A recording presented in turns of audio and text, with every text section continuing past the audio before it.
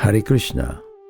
Welcome to our podcast, Bhakti as It Is, the Science of Living.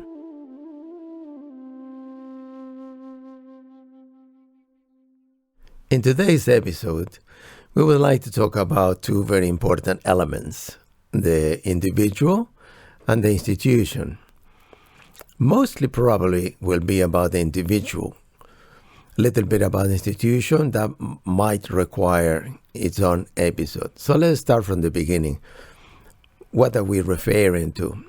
We're referring to the fact that as individuals, we approach the Krishna conscious movement, we hear about it, or somebody tell us, or somebody bring us along, or by Krishna's grace, we were fortunate to receive a book, and we come to the institution.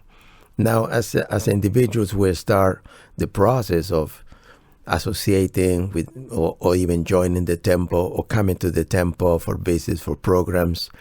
And once we feel that we are part of the movement, sometimes we adopt the habits of the persons we are dealing with, and sometimes they are nice habits, and sometimes they're not necessarily nice habits. But so here comes what I'm trying to drive this episode to, the idea of being conscious, probably before even becoming Krishna conscious, and probably is part of the process of becoming Krishna consciousness.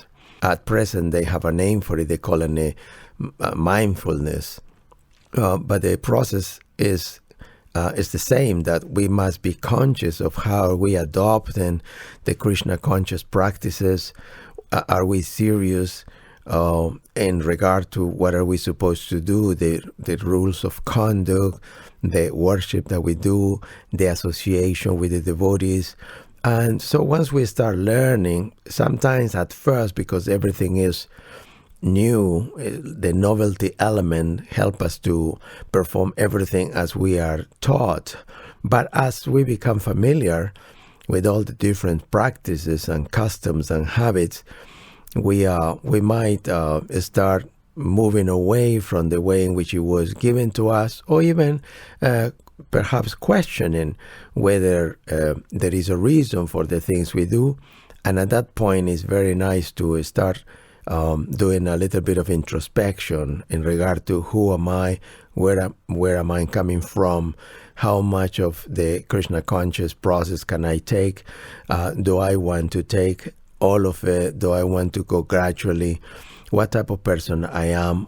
Am I introverted or extroverted? Am I talking to everybody? Am I hearing everybody? I'm chatting to everybody. And so in that way, what kind of human being I am?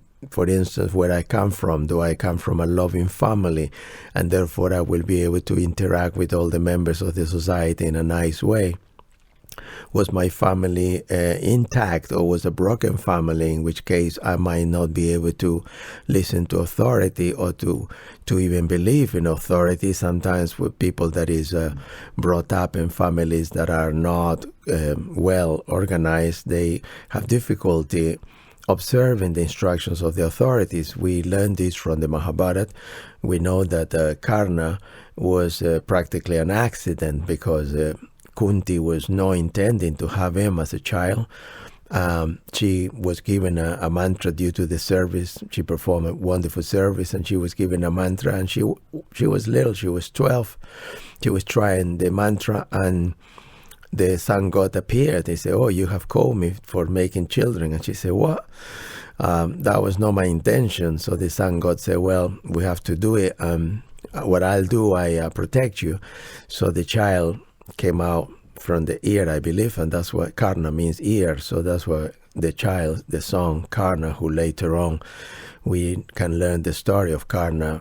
It's a very sad story, because he never knew who he was, as Kunti put him in a basket and put him in the river, and a chariot driver found him, so he brought him up as a Shudra, really, and he was a very warrior-like personality. But when the time for deciding in the Battle of Kurukshetra, once he was told that he was also a Pandava, when the time came for him to decide to join the right side of the battle or to stay with the wrong side of the battle with the sinful people, he, due to the attachment, because that people gave him protection and shelter, he stayed with the wrong side. He sided with the Kauravas instead of with the Pandavas. It was at that point when Grandfather Bhishma said you could never do the right thing because you had the wrong birth.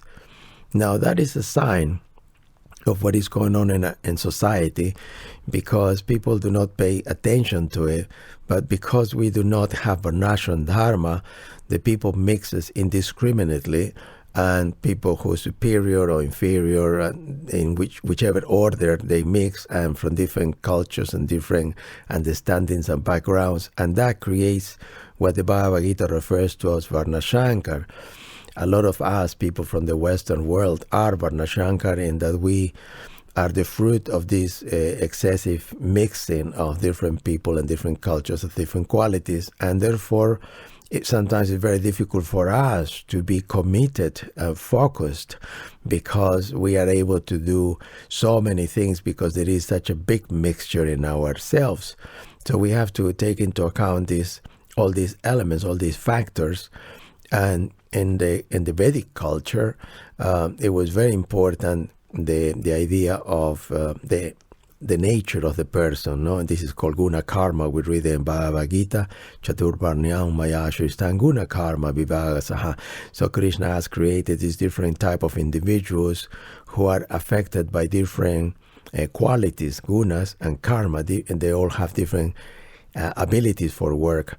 And Srila Prabhupada explains that as long as the humans do not introduce this Varnashram system, they cannot be considered humans, because they are acting like the animals. They just eating and sleeping and mating and defending. And so there's no difference from animal life. Therefore, human life begins with samskara, the purificatory ritual. And in that way, as we approach the movement, if we understand where am I coming from, who am I, how do I react to the institution, to the instructions? Do I apply them to myself? Am I capable to apply the instructions to my life? Am I capable to retain the instructions inside my memory and then apply the instructions? So all these different elements are very important. And then we have, as we become acquainted with the process, we know that the process begins with Shraddha association, Shraddha faith, Sadhusanga association. By Anakriya, you approach the spiritual master to have some tasks and service that will purify you, so you will be capable of accepting initiation. But the process of accepting the initiation comes with some task that will help you to eliminate the anarthas, because we all come with these anarthas. We are attracted to the material world. We think that we can get joy out of matter. Sometimes we commit offenses, and some of us are after, let's say, money, fame, or prestige. And this is known as unsteady bhakti. It's called aniṣṭhatā-bhakti. So we have to watch out for this unsteady bhakti. For instance, Srila Rupa Goswami has told us that in order to improve in our devotional service, we should do Utsāhamayī. We should be enthusiastic and therefore with confidence and have patience, because Krishna is the one that gives the result of our actions. So sometimes Utsāhamayī, which is unsteady bhakti, could look like Utsaha. Utsaha means I am enthusiastic about observing the process of devotional service, whereas Utsāhamayī is a type of Maya.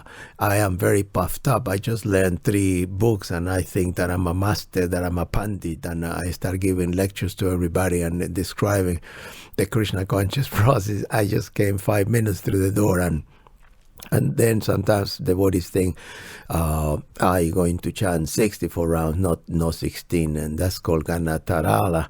It's diligent, negligent, which means sometimes they call it go for it, and then they completely abandon it. And like that, there are different elements in this unsteady bhakti. Vyūḍha-vikalpā means a speculation. Should I stay? Should I go? Should I do more? Should I do less? A lot of devotees as I was saying, once the novelty, wears off, they may start struggling with their sense desires. At first, people think, I'm going to go to the Himalayas and sit in the mountain and chant until death. But as the years go by, people realize that it's not as easy as it sounds, not because it is difficult, because Śrīla Prabhupada explained if one chant the holy name of the Lord in a pure state of mind, and one can become pure in a second. But most of us are people that come from very complicated backgrounds, and therefore we need to stick to rules and regulations and discipline. As after all, a disciple means a person that observes a discipline. And the next problem, I suppose, which is worth mentioning is called Taraṅga-raṅgiṇī, which means when you start observing the process of devotional service, you become very attractive, because the process of devotional service is attractive, and therefore people become attracted to you. Now, once people become attracted to you, you may start getting worship or position and recognition and fame, and so these things can alter your commitment, could shake it, could divert you from where you were trying to go. So one should be very careful and not to delight in the material gains that come from the practice of devotional service. I remember I was in one Ratha Yatra, and there was a lot of youth, like the children of the devotees, and there was some banter. They were talking about, you go from festival to festival picking girlfriends and boyfriends. And so sometimes because devotional service is so attractive, people we use the language effulgent, or the devotees effulgent. So the devotees, due to the practice of the Krishna consciousness and the chanting of the holy name, become attractive. But then what are you going to do once you are an attractive person? Are you going to take advantage of it, or are you going to try to cultivate the process as it is, which means as you water the plant of devotion, this bhakti, we have to make sure we eliminate the anarthas, we eliminate the weeds that they grow with it, the desire for fame, to enjoy. I'm a great singer, I go to every temple and everybody loves me and I'm so famous. And so we have to watch out. These are not parts of bhakti, these are not elements of bhakti, these are not angas of bhakti, but actually these are obstacles, obstructions to the path of bhakti. And therefore this episode today was meant to introduce not all, but some of the elements that should be considered.